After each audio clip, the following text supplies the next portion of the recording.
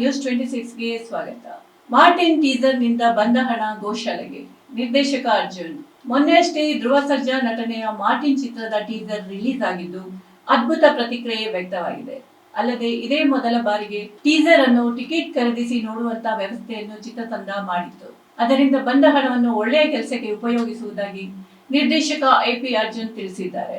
ಮಾಧ್ಯಮಗಳೊಂದಿಗೆ ಮಾತನಾಡಿರುವ ನಿರ್ದೇಶಕ ಎಪಿ ಅರ್ಜುನ್ ಟೀಸರ್ ನಿಂದ ಬಂದ ಹಣವನ್ನ ಗೋಶಾಲೆಗೆ ನೀಡುವುದಾಗಿ ತಿಳಿಸಿದ್ದಾರೆ. ಕನ್ನಡದ ಮತ್ತೊಂದು ಸಿನಿಮಾ ಪ್ಯಾನ್ ಇಂಡಿಯಾ ಮಟ್ಟದಲ್ಲಿ ಸಖತ್ ಸದ್ದು ಮಾಡಿದೆ.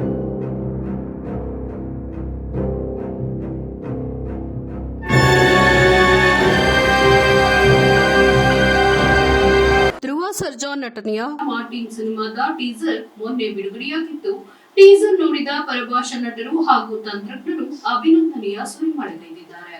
ಮಾರ್ಟಿನ್ ಸಾಹಸ ಪ್ರಧಾನ ಸಿನಿಮಾ ಎನ್ನುವುದು ಟೀಸರ್ನ ಪ್ರತಿ ಫ್ರೇಮ್ ಹೇಳುತ್ತೆ.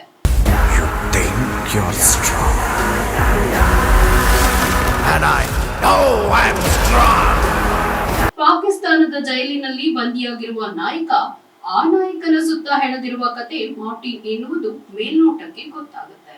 ಇದಾಗಿತ್ತು ಇಂದಿನ ನ್ಯೂಸ್ ಅಪ್ಡೇಟ್ಸ್. ಇನ್ನಷ್ಟು ಸುದ್ದಿಗಾಗಿ ನೋಡ್ತಾ ಇರಿ ನ್ಯೂಸ್ 26 ಕನ್ನಡ. ನಾವು ನಿಮ್ಮೊಂದಿಗೆ.